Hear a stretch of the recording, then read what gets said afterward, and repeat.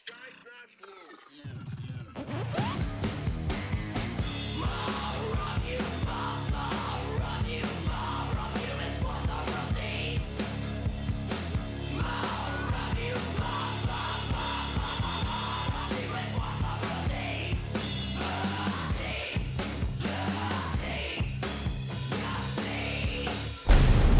You need to understand that when the time comes, I'm going to be taking over. Welcome back to the Cult House Podcast. I'm your host, the Scholar of Spite and the Saturday Night Delight, Roger Riddell. Joining me today, he is the drummer for UK genre-bending act Pupil Slicer. By the time that this podcast comes out, they will have their new album Blossom out on Prosthetic Records. He is Josh Andrews. How you doing today, Josh? Yeah, really good, thank you. It's been a really exciting week with the reviews flooding in of the new album, and really cool, and doing really good. Been pretty positive so far, so I'm in a good mood. Yeah, no, I've had a chance to check it out, and I really love that there's a lot of, I mean, I know other people have probably said this too, but there's so much variety from the beginning to the end. Yeah, definitely. I mean, I think we tried to really expand on, I think in the first album we tried to do a lot of genres, and there was more sprinkles of it, but in this one we've explored different genres, completely different genres in different songs. So yeah, I mean, it's a pretty eclectic album to say the least. Yeah, I mean, just the and I know I mentioned in the intro that, you all are like genre bending, but I mean, it is one of those things where as I was listening to it, and I've said this has happened to me several times recently with a few different albums where I listen to it and I get like, not like in a negative way, like what is this, but like in a positive, like what is this? This is I can't describe it. Like, I've seen everything from like grindcore to mathcore to blackgaze to, any other description for you all. And it's just hard to like nail down any specific sound. Yeah, I mean, I think it'll be difficult for people to tag this album in a specific genre because, it does feel like, each song's got its own.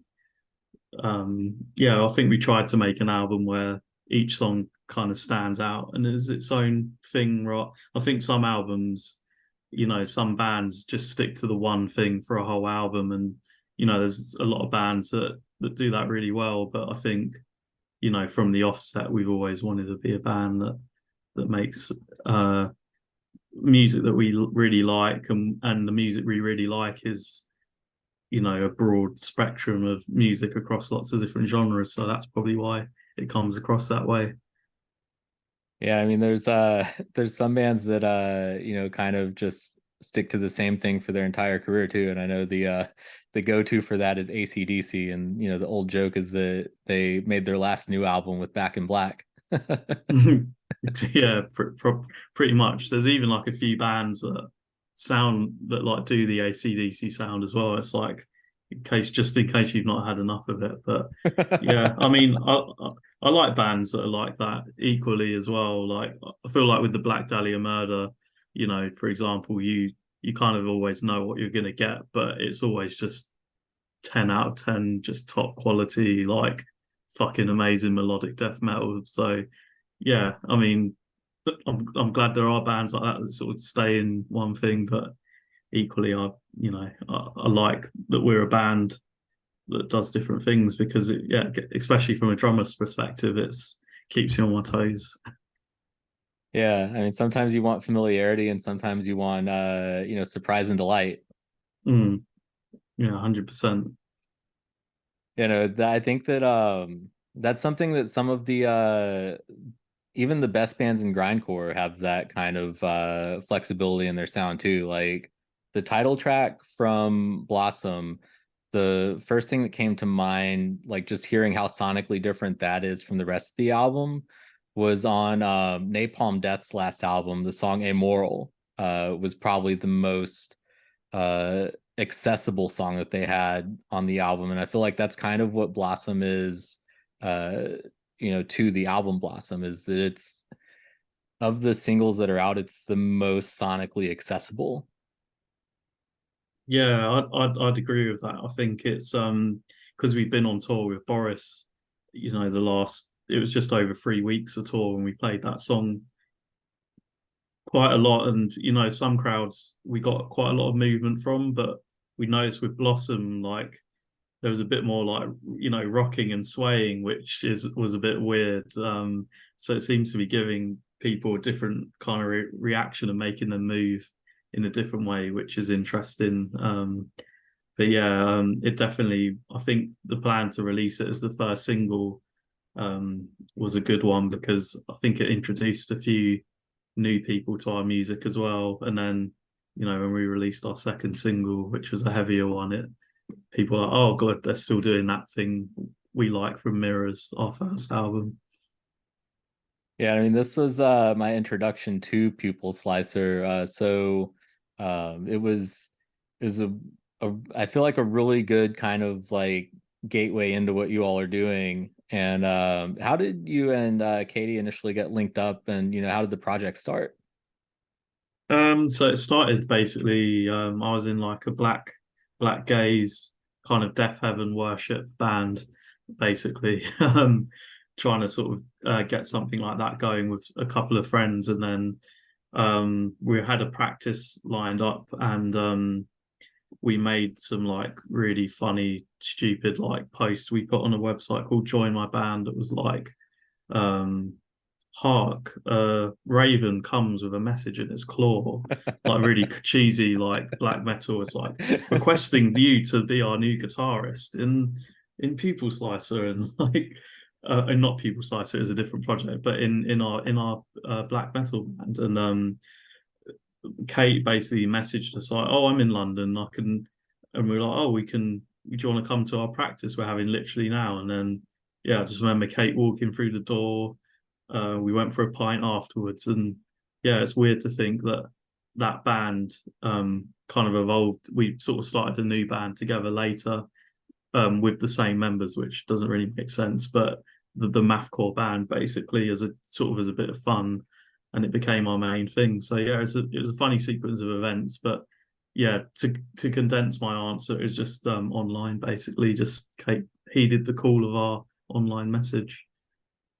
And I mean, even the name of the band, I love, because it's just got this kind of like visceralness to it. Because out of all of the different, I guess, out of all the different kinds of like horror movie gore, like nothing kind of like makes me as squeamish as eyeball gore. So like the name Pupil Slicer just kind of like jumps out immediately. Yeah, I think it's like it stays in your head. So whenever I like speak to people that aren't sort of involved in the metal world at work or whatever, and say, they're like, oh, what's your band called? I go, Pupil Slicer, and they're like, oh, okay. So I think it's a good one, because yeah, it sticks in your head. And it is quite gory, but um yeah, I mean, I kind of like it. My kind of meaning interpretation is, I like to think, it's to like cut your eyes, or to get rid of your vision. And I think we're a band that look quite like a bit of a motley crew and aren't really what you'd expect. So I think it's quite a good name in that respect, even though it's not the reason we named it Pupil Slicer. But I think it's that's the meaning it has for me. I think we're a band that like to mess with your perception on things. Yeah, and Blossom is a concept album, right? Hmm. Yeah, I mean, I'm probably not the best person to speak about the concept. I know it's a sci-fi cosmic horror, which has been influenced by a billion different video games and films and stuff. I mean, speaking of like horror stuff, I know Kate watched Event Horizon, and that had quite a big influence on the album. And then the video game Outer Wilds, which is like a sci-fi video game as well. But yeah, I mean, there's a whole story in that. Kate's sort of taken me through it a couple of times, but we kind of want people to work out the story for themselves and see um, what their interpretation of it. Basically, we've released the 3 music videos sort of in reverse order. So, Blossom's the last song on the album, No Temple's sort of the middle point, and then Momentary Actuality is the beginning of the album. But yeah, they were released in sort of a reverse order, so they give some hints a little bit to the story as well, and they're sort of equally as cryptic. So yeah, we're just hoping people give it a listen, and people who do like to dig into the lyrics, like I do sometimes, have something to think about as well. Yeah, and you mentioned the Boris tour. How's that been going? Yeah, it was really good. Boris were like the nicest band in the world. Like they were so welcoming and friendly, and we had some pretty crazy routing. So we basically went into mainland Europe from the UK, then went through the UK on our rest day to Ireland, and then back to the UK, then back to mainland Europe. And I know I'm speaking to an American, and like 6-7 hour drives are probably a staple for most things anyway. But we were like, oh my god, this is so tiring. But because we've only done like a UK tour before, which is like 3-4 hours max a day driving. But yeah, I mean, it felt really positive to do the new songs, and we've added like a lot of electronic elements to the new album and chucked them into the live setting as well. So we're playing to like a backing track for only for like the synths and like extra electronic stuff that's on the album to try and work that into the live sound. So we've had a good, 3 weeks to not get used to it, but like play it and get better at playing along, because these things do take a bit of time to get used to if you've been playing, just raw for years and years. So yeah, it's been overall is a positive experience. The Scandinavian fans were amazing. Um, Germany was great. France was great. We played Belgium and the Netherlands as well. So yeah, and on Ireland as well. I've never been. It was really cool. So yeah, it was awesome. In a word. Yeah, my about a decade ago, my friends in the band The Atlas Moth toured with Boris opening for them, and I got a chance to catch one of those shows, and their presence is just amazing, and just I feel like they're a band that really you can like build like an eclectic tour around, where every band on there just kind of sounds the same or sounds different. Yeah, 100%. They're just such a cool. I know what you mean by their presence. Like they do sort of have a bit of a rock star aura about them. Even when you're getting to a venue and they're just setting up, they like still just look super cool, and still just really friendly and stuff as well. And this tour we were doing with them was they've released another Heavy Rocks album, which is like their hard rock, heavy rock kind of collection of because they have such a tapestry of different genres they dig into as well. And their drummer Atsuo was doing the vocals for the tour as well, and they had like a new drummer just so he could focus on like being a front man for it. And yeah, it was awesome. But we did 2 shows in Oslo, and the first one was the set they'd been doing for the Heavy Rocks album. They were sort of promoting with this tour, but then they did on the second night a drone set and ordered in like about 10 orange cabs. I'm not even exaggerating. Like literally, the stage was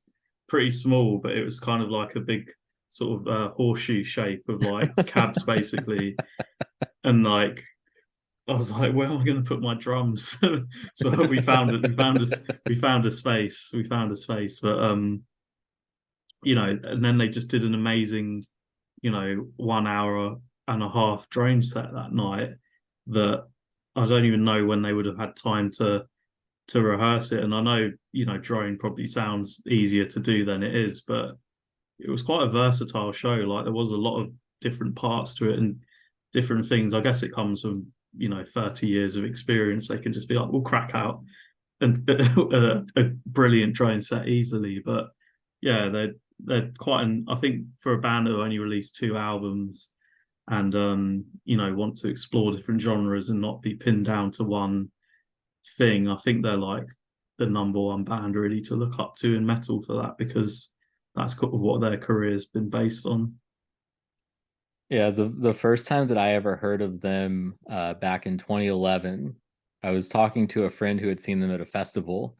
He was like, dude, you gotta check out this Japanese band Boris. Like I saw them at this festival. They got like part of the way into their first song and they played so loud that it blew all the power to the stage. And they finally came back out 15 minutes later and said, no more electricity. See you next time. Mm-hmm. And that was it. Yeah. And he's just like, you gotta check them out. Yeah, I'm really not surprised, because I mean, one of the gigs we did was in this town. I hadn't heard of it before we went there, but we had to basically play one show in the north of England because Boris had commitments to London and we had commitments to London, which basically meant we couldn't play near it. But then this like tiny town called Settle, which has the oldest music hall in the UK, was basically the only place where we thought we could play. And our booking agent put it together, and it was such an amazing show. But then, yeah, literally the electrics just kept tripping out and stuff, and it was one of them ones where we had to cut our set down a little bit by like 15 minutes and like move all the set times around. But then to sort of top it all off as well, Boris had like their usual smoke machine. So like at the end of their set, literally the fire alarm just kept going off over and over again through like a mist of haze. And it was one of them things that was just really chaotic, but just really awesome at the same time, and just made it a million times more memorable. But I'm not surprised about that story, because yeah, some of the stuff they use is just insane. Yeah, I know prior to the tour you had talked to Decibel Magazine about the possibility of playing Mario Kart with Wada. Did you get a chance to do that? No, we didn't in the end. It was just one of them ones, I think, where we mentioned it a couple of times, but there just wasn't an obvious time to do it really, just with the scheduling really, because we'd sort of arrive at the venue and they'd finish their sound check and then go to eat, and then we'd start our sound check and then pretty much go straight into playing. So there wasn't really like an obvious time to do it. But me and Wata both downloaded the new Zelda game, and were like we were like talking a little bit about that while we were on tour, and sharing a little bit of shared enthusiasm for that, which was quite cool, because we knew Wata was a big gamer, and me and Kate are super into our games as well. But you never know, we were saying to them, we had such a good time, we'd love to maybe do something with them again, and they seemed quite keen to as well, maybe. So yeah, maybe in the future we could finally get that Mario Kart game in that we've been pining for. And have you been, into the new tracks that they put out for Mario Kart 8? Being honest, I haven't played the new tracks. I think they're quite expensive though, aren't they? I can't remember what it was. I think you have to like pay quite a bit for them, and I haven't actually played. I've like basically got a big backlog of games, and since the new Zelda's come out as well, I just haven't really had the chance to play anything else basically. But yeah, I did hear about that. I think they've redone some of the old ones as well, haven't they? I think like the Yeah. N64 tracks are the ones I grew up with, so they're probably some of my favorites. The Chocolate Mountain one in particular, if anyone wanted to know that. Yeah, no, I'm like a old school like Mario Kart person since Super NES. I think that the original came out when I was in, I want to say like first grade. And at that time, there's always been kind of this consistent thing throughout that series where Toad is always one of the like best 2 or 3 all-around racers in there. And then in the first one, it was Toad and the Koopa Troopa, but then you get to 64 and it's Toad and Wario. Mm. and they just kind of like maintain that. Yeah, I always like to pick Toad, but it was only like later in life I realized they made him the best one, and I was like, oh, what a great coincidence. But yeah, I mean, if I pick Toad, don't hold it against me. I didn't know. Yeah, no, they gave you the opportunity on Super NES to choose Donkey Kong or Bowser, and to feel like it was this really cool thing, but then you realize that they're like the slowest, hardest to handle racers in the entire thing. Yeah, there's no advantage to playing them at all, apart from yeah, I guess they're a bit heavier and so you can barge people, but no, it's about the speed, isn't it, really? But um yeah. I don't think I played the NES one though. So Yeah. yeah, I've got to give that a go at some point too. Yeah, it's on the Switch Online now on the Super NES one. Oh yeah, yeah, yeah. Yeah, that's yeah. I'll have to give it a go. I've got that online thing. It's free, isn't it, that one? Yeah, I think like once you've got the online subscription, and then I think there's like the second tier of the Switch Online where you get the N64, and I think the Mm. Mario Kart 8 new tracks are like bundled in with that. Like if you're in that upper tier Switch Online thing, you Mm. just automatically get them. Yeah, that's it. That's it. Because I own an N64 and I have pretty much all of them games. So I think that's what put me off of it as well. I was like, don't really need to pay to a monthly fee to play these because you can just dust off the old N64. Yeah, Yeah. still got one. N64 is like responsible for one of my earliest experiences with putting a lot of effort into doing everything in a game and then not feeling rewarded for it. Like the reward for it was um almost kind of like a joke by the developers of the game. I don't know if you ever finished Super Mario 64 with like all of the stars, but they let you like finally use the cannon that's out in front of the castle, and you go on top of it and you meet Yoshi, and you have this sort of like moment where you're like, oh, they're gonna let me ride around on Yoshi in this game now. But he jumps off into a waterfall and gives you 100 lives that you don't need anymore because you did Mm. everything already. Yeah, that's one of them things. Like because I was playing it literally when I think I got the N64 and I was like 6 or 7, and it was like one of them rumors. I thought like wasn't there like a rumor that Luigi was in the game and that like it's some you can unlock him by jumping in the ghost fountain, or there was like loads of weird rumors, but only when I was older I found out the Yoshi thing was actually real. But yeah, equally disappointed to be honest. And I feel like the even bigger fuck you is, have you played Breath of the Wild? Yeah. Yeah, like when you collect all of the Koroks, they give you like literally just something that goes into your menu that looks like a turd. It's like it's like I'm so glad I didn't 100% that part of the game because I would have been fuming. It's like something like the Koroks gift or something, and it literally just looks like a big steaming poo.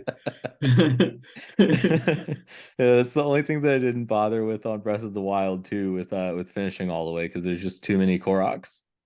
Yeah, and then like again, the other reward for the DLC is you get the bike, and it's like I guess they probably maybe experimenting in hindsight for the new game with like seeing how that's gone now. But like, what good is a motorbike when you've literally done it's the reward when you've done everything. So it's like it doesn't really make any sense.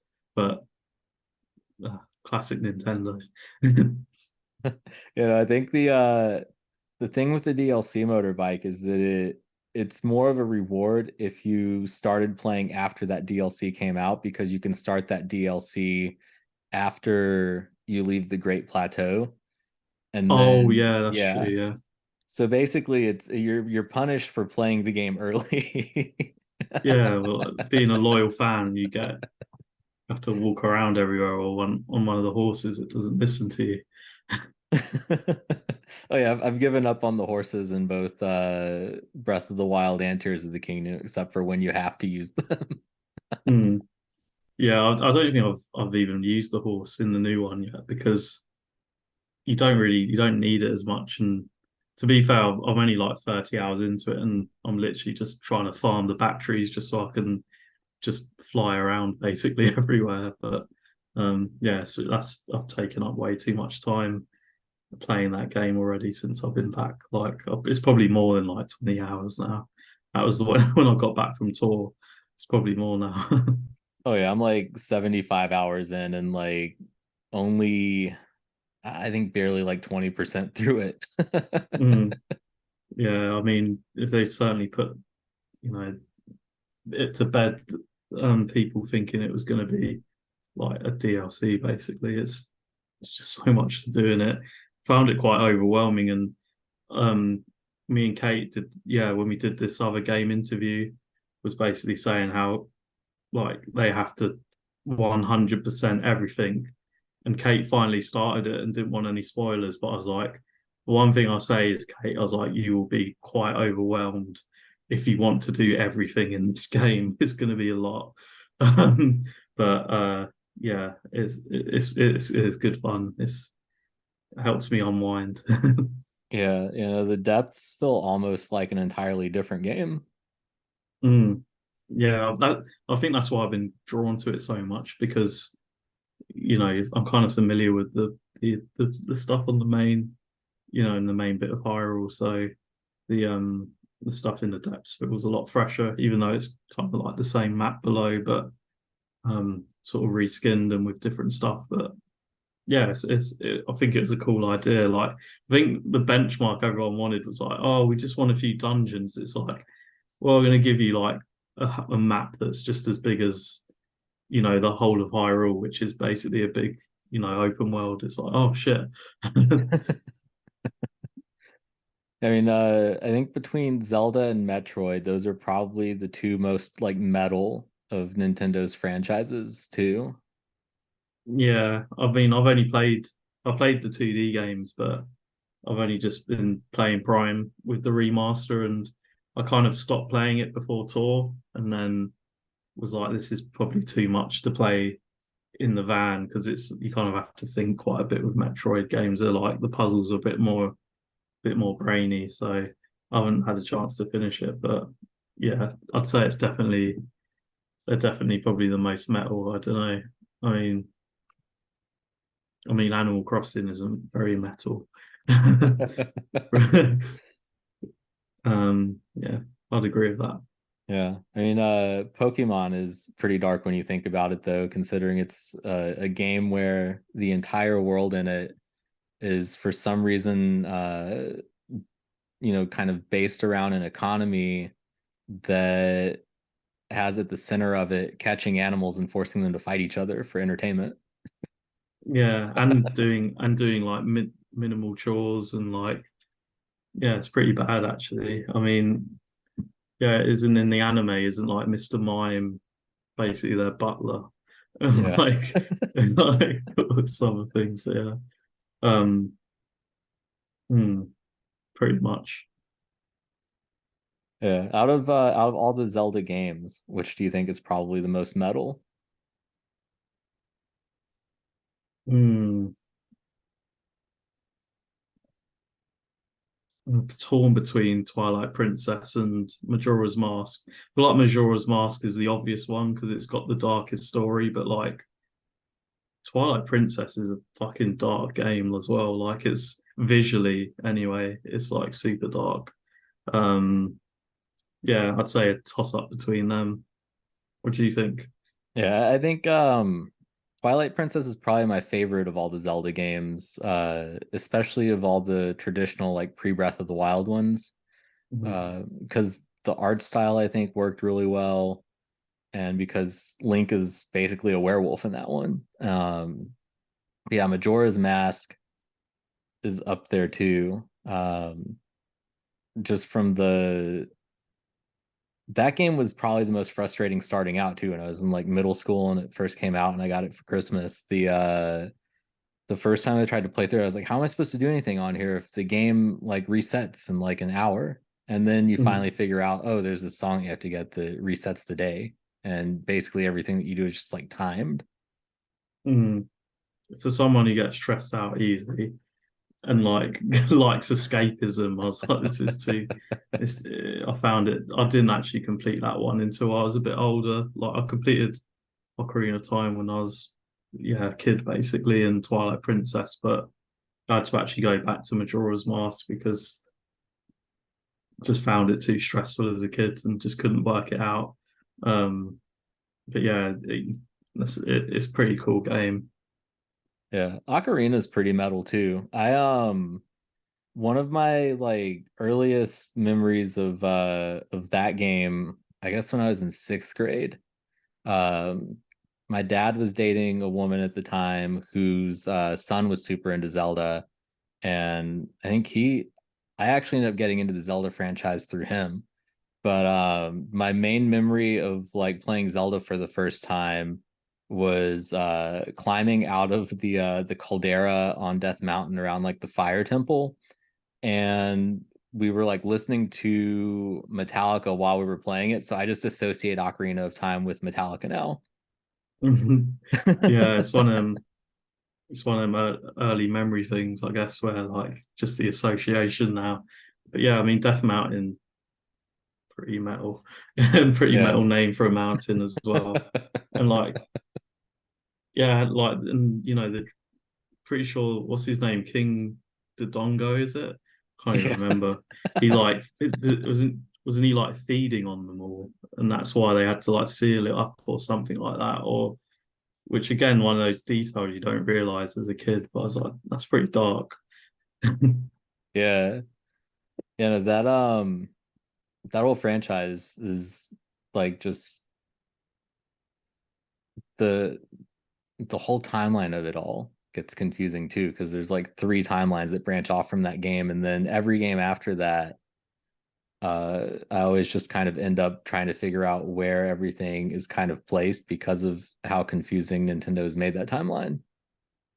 Yeah, I mean, I used to when I was a bit younger, I used to find it all quite interesting, but yeah, it's like it's Ocarina of Time, isn't it? The split, and it's like one's he because it was always a two-pronged theory, which was like the Ocarina of Time ones, but then Nintendo, I think, have released the official one, and just probably to shut people up, basically, probably asking them questions about it all the time.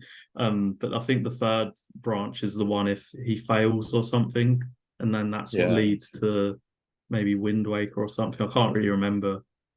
I haven't looked at it in years, to be honest. But yeah, I liked controversial. I quite liked Skyward Sword when it came out, and I thought that was a good sort of because it's meant to be the first in the series, isn't it? And it kind of makes sense. And I guess with that the new game, I haven't really.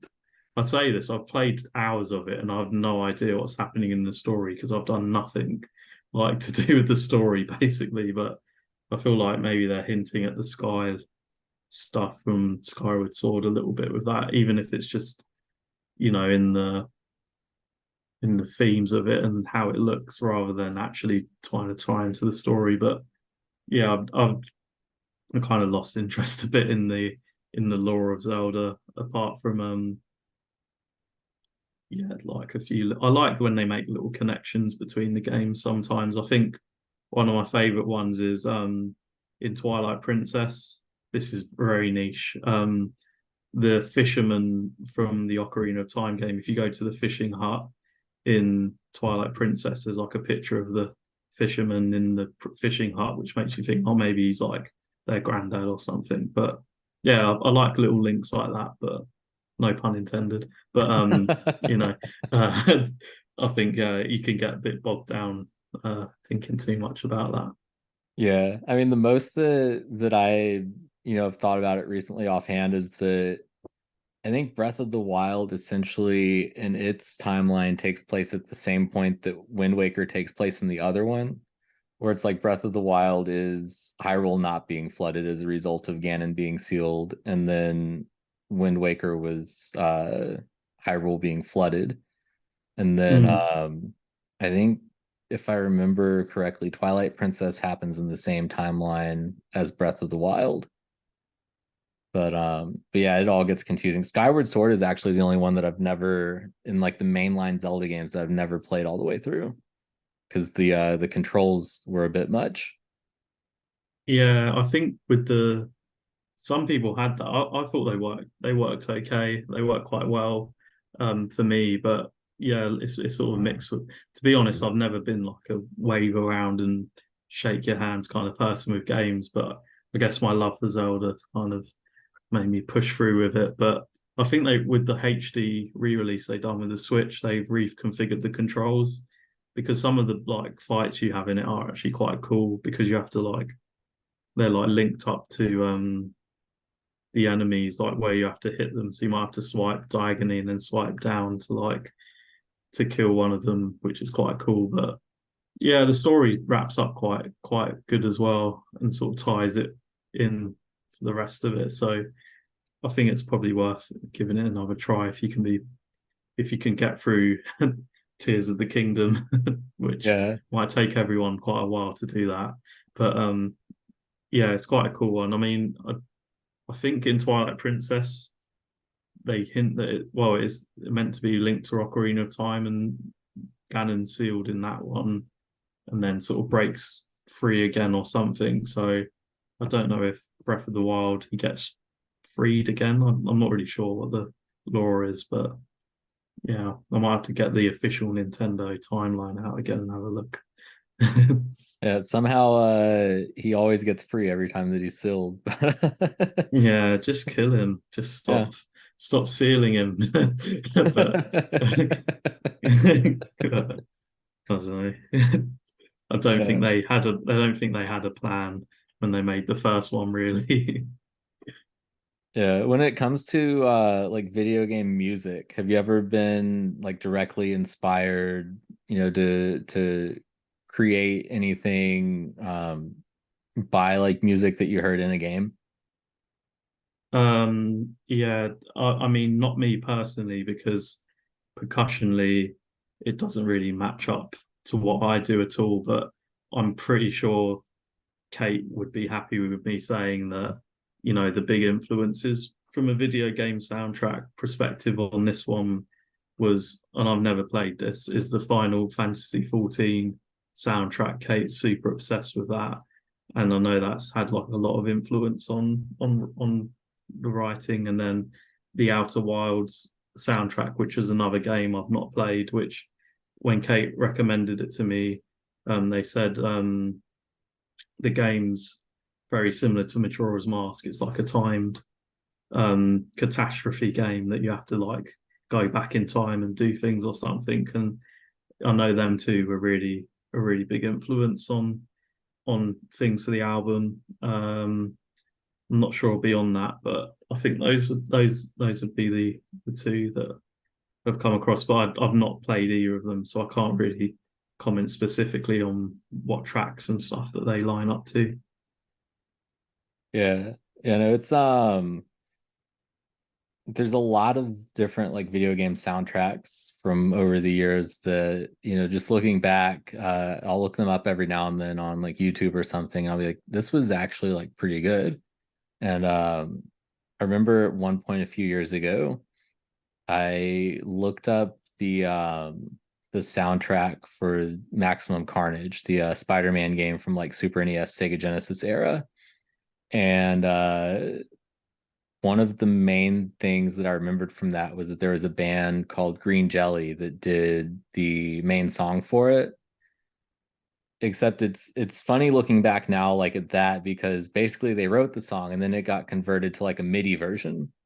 But one thing that I like realized way far in advance, because I didn't have the knowledge as like a second grader to pick this up, was that the boss fight music in that game was Black Sabbath's Mob Rules as a MIDI.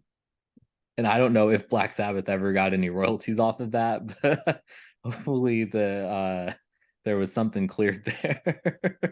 I mean, yeah, I definitely think MIDI music, metal MIDI music translates so well. Like, I mean, I'm pretty sure if you converted like, I think I already mentioned the Black Dahlia Murder, but if you can if you converted one of their songs to MIDI, it'd probably sound like Castlevania, and I think that was like one of their big influences. Not sure, don't know if I'm misquoting, but I'm pretty sure that like it's all tied together, that stuff. But yeah, actually a benchmark I think for some of our songs in the past have been, if they slap in MIDI, then they're going to slap when you actually record them. So yeah, definitely. I mean, it's a good metric to know if something's going to sound good if it sounds good in MIDI, because yeah, it just has its own sort of personality, doesn't it? Yeah, there's a whole lane of YouTube now that's just metal albums converted to like the Mario 64 like sound front, or like the Ocarina of Time sound front. Oh yeah, I'm sure I listened to like a Mario one recently, and I was like, "This is brilliant." I can't even. Oh, I'm trying to think what album it was. Like I've been down that YouTube hole as well. I mean, I think like the big one was the like the Radiohead in Rainbows one, which I was like, how will this translate at all? But it actually works. But yeah, I think I've heard some of the Metallica ones as well. But yeah, I mean, it's great when people hop on them trends, because I'm pretty sure you could Google most, big metal albums and probably find them in Mario's sound font now quite easily, just because that's how the internet works, and it's brilliant.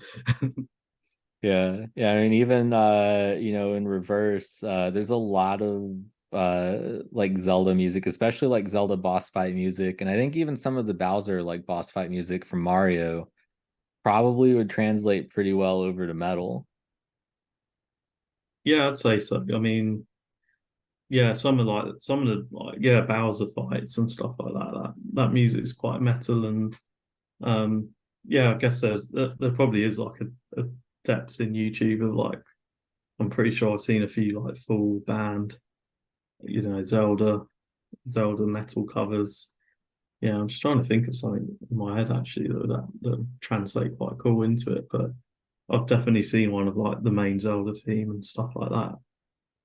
Yeah, I'm kind of surprised there's not a band out there that has a gimmick of dressing like Nintendo characters and playing metal versions of Nintendo music. Yeah, I mean, I'd see that. Yeah, I think it'd there's be like cool. a. Oh, go ahead. No, I just said I'd probably see that. I think it would be cool. I mean, probably not. Probably at like a festival or something. It'd be quite funny to see like in one of the late night tents or something like that when you've had a few drinks or something. It's one of those sorts of things.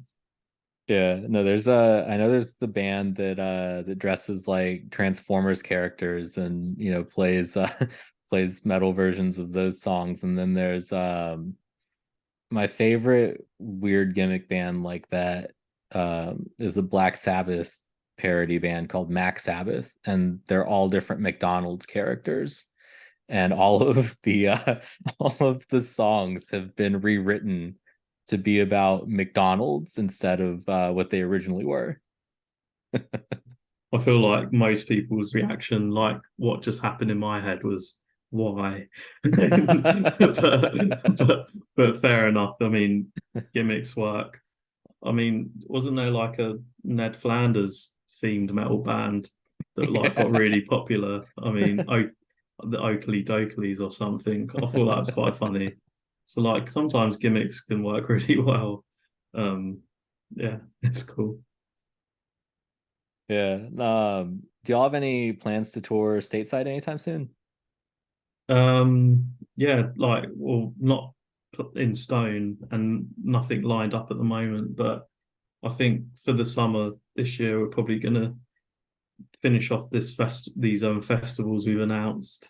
Then we've got a UK tour with Employed to Serve, which we're really excited for at the end of the year, and then fingers crossed next year an offer will come in, or we can make it work somehow to come to America, because it just seems like the logical thing to do, because it's just one of the things you dream of when you're younger, and it seems like we're getting to that level where we probably could, because we know how passionate the US fans are about metal. Like, it's huge. So yeah, fingers crossed next year maybe. Yeah, I mean, if you all play in the Chicago area, I'll definitely have to bring the Switch out and get in some Mario Kart. Oh, definitely. I mean, it has to happen at a gig eventually. But yeah, it would be fun depending on how much time we have. But hopefully it wouldn't. Yeah, yeah, it'd be cool. It'd be cool. Yeah. And is there anything else that you want to put out there? No, I mean, yeah, I just want to say thanks to anyone who's listened. Uh, do you say this is probably going to come out after the album's out? Yeah, I hope people are enjoying the new album. Really appreciate anyone that's even listened to it. Hopefully we can come over to the US for anyone who's listening from there, and if there is a show in Chicago, then come and challenge me and Roger. We'll be happy to and play some double dash maybe. I'm joking. Yeah, but yeah, thanks so much to everyone for listening, and yeah, hope you all enjoying the new album, and yeah, hopefully see people at a show soon. Yeah, no, thank you for taking the time to chat tonight about the new album Blossom, which again will be out by the time that this podcast comes out on YouTube and Spotify. And yeah, just check out Pupil Slicer. It's they were a really great surprise when I got a chance to check them out recently, and I'm looking forward to seeing them live soon. Awesome, thanks.